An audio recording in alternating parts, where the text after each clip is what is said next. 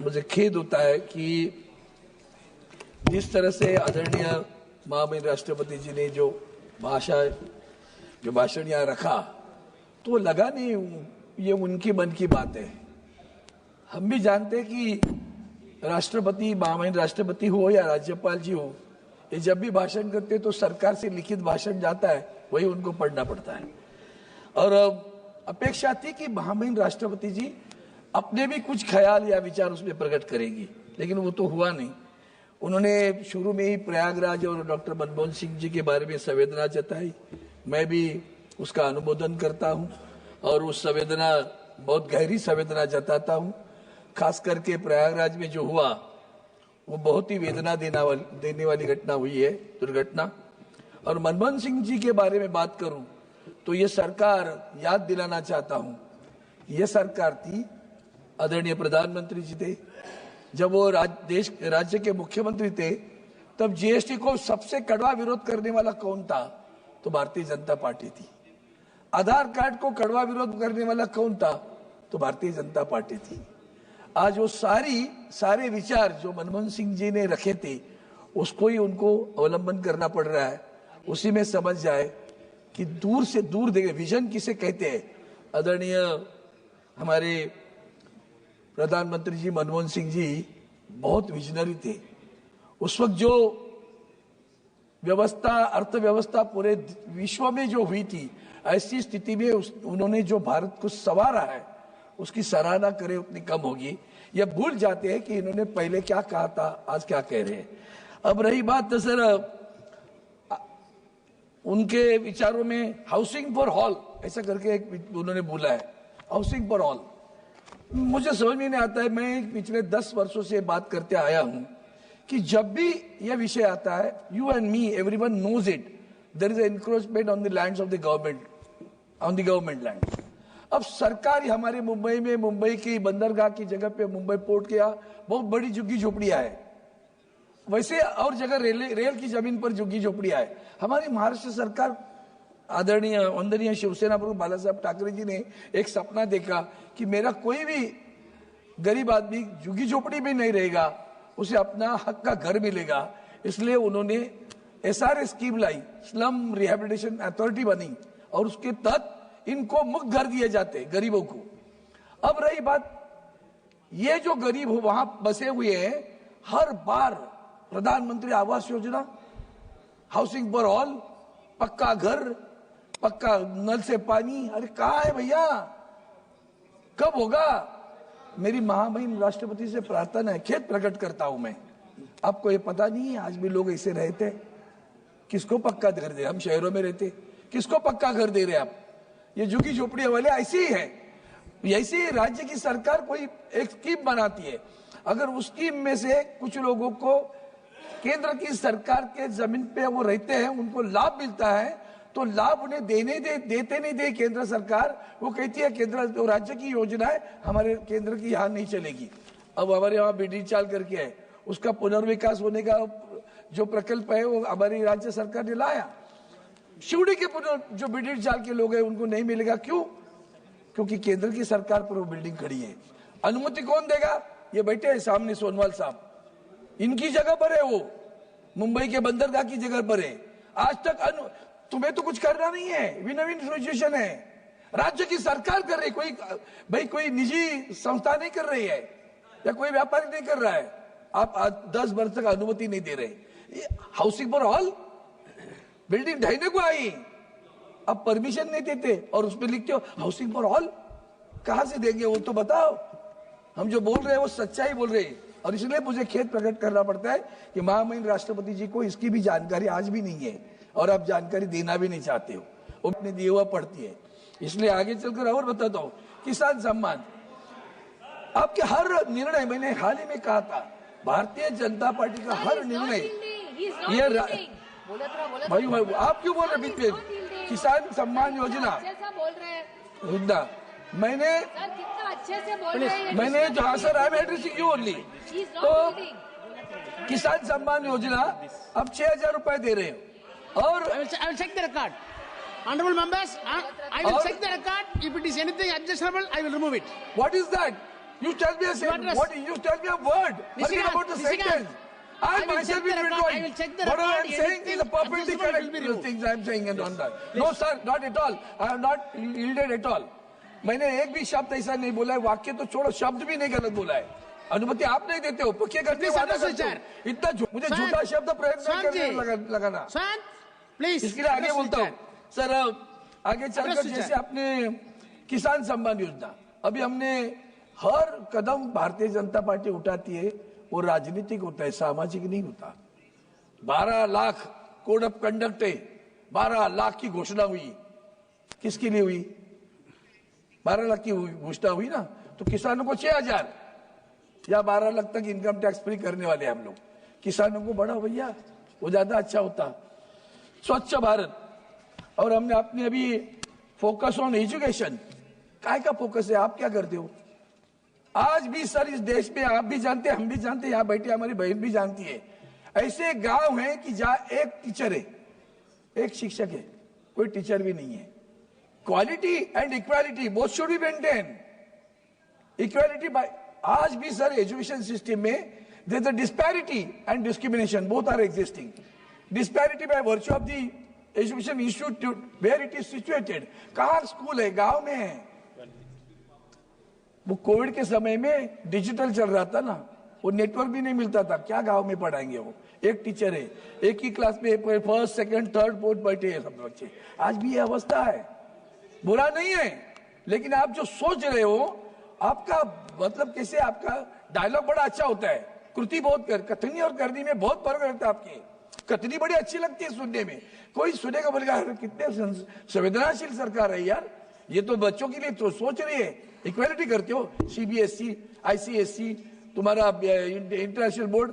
हाल ही में हमारे यहाँ एक छोटी सी क्लिप घूम रही सर, उन बच्चों को पूछा छत्रपति शिवाजी महाराज जानते हो? आईसीएसई के बच्चे नहीं मालूम। आपको पढ़ाया है? नहीं, हमारे बुकों में नहीं है, किताबों में नहीं है। एक लड़का कहता है, एक सिर्फ पैराग्राफ है छत्रपति शिवाजी महाराज का, एक पैराग्राफ। ये हमारी नई जनरेशन है जिनको इतिहास नहीं मालूम, छत्रपति शिवाजी महाराज मालूम नहीं, राणा प्रताप सिंह मालूम नहीं, गुरु गोविंद सिंह मालूम नहीं है। ये आगे चलकर हमें देश के बारे में, मिट्टी के बारे में प्यार करने वाले हैं।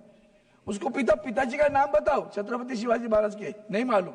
This is the system, this is what is happening in education. ये जरा सोचो तो सही सर। इसलिए हम तड़प से बोल रहे, महामहिम राष्ट्रपति जी को मैं कहता हूं कि जरा इसमें भी ध्यान दे तो और अच्छा होगा, ताकि कान खींच ले सकती थी और बता सकती थी ये विषय आने चाहिए करके। आगे चलकर सर आपने पेंशन के बारे में बात की, 50% पेंशन। अभी भी वो हमारे पुराने लोग हैं, वो पेंशन के लिए तड़प रहे हैं। उनको जो मिलती है पेंशन, वो 1500, 1200, 1300, कितने सालों से हम बोल रहे हो यहाँ पेंशन नहीं बढ़ रही उनकी। किसको दे रहे पेंशन आप? गवर्नमेंट सर्वेंट्स को। अभी रहे क्या गवर्नमेंट सर्वेंट? नौकर भर्ती कितने सालों से बंद है। आप जो भी करते हो, इसलिए बोला कथनी और करनी में फर्क आपके रहता है। यूनिफाइड पेंशन स्कीम, आपने महिलाओं का सम्मान की बात की, ओलंपिक के लिए यहाँ बैठी थी, याद है? ओलंपिक प्राइज वाली हमारी बहन बैठी थी वहां बाहर, आपकी तरफ से एक आदमी देखने नहीं गया उनको, महिला भी नहीं गई आपकी, उनको देखने के लिए भागी वहां से। ये इसलिए बोल रहा हूँ कथनी और करनी में फर्क है। आगे सर, आगे चलकर अपने आत्मनिर्भर भारत, वाह, उस आत्मनिर्भर भारत ने बीएसएनएल का सत्यानाश किया। पता है आपको कैसे? 5G सर्विसेज कौन देने वाला है? बीएसएनएल दे रही है, एमटीएनएल दे रही है। मुंबई और महाराष्ट्र, मुंबई जहां अभी शुरू किया है 4G, वो गांव में धंधा हमारा मुंबई में, दिल्ली में, कलकत्ता में, मद्रास में, वहां नहीं करेंगे, चेन्नई में नहीं करेंगे, करेंगे क्या? गांव में। क्यों? दोस्तों का नुकसान होगा, दोस्तों को तकलीफ होगी। अपने बच्चे को तो देखो, बेसल आपका बच्चा है, उसको तो देखो, आज भी नहीं देख रहे हो। सर आगे चलकर मैं इंफ्रास्ट्रक्चर, अब इंफ्रास्ट्रक्चर में बात करूं सर, हमारे मुंबई गोवा रोड, चांद पे हमारा यान गया, उसका जितना खर्चा हुआ ना सर, उससे ज्यादा खर्चा इस मुंबई गोवा रोड के लिए पनवेल से लेकर मानगांव तक हुआ। रास्ता आज नहीं बना। इंफ्रास्ट्रक्चर के चक्कर में प्रकृति का कितना ह्रास करते हो। मेट्रो रेल के लिए गोरेगांव का हमारा फॉरेस्ट बर्बाद कर दिया।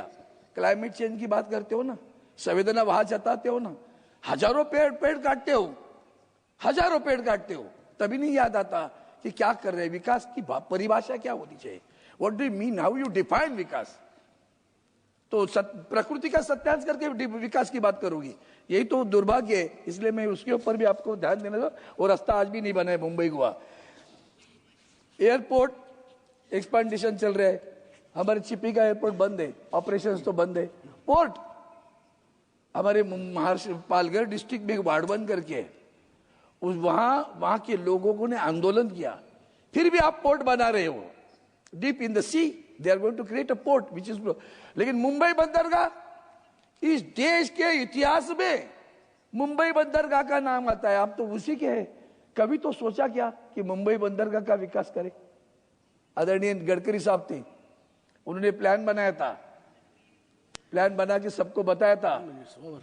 फाइल पढ़ी है भैया, कभी तो उस फाइल की तरफ देखो। क्यों मुंबई पर अपना रोष निकाल रहे हो? क्या मुंबई ने आपका गुनाह किया? मुद्रा के लिए, मुद्रा बंदर के लिए मुंबई का विकास रोका है क्या? मुंबई बंदरगाह का विकास क्यों नहीं करते हो?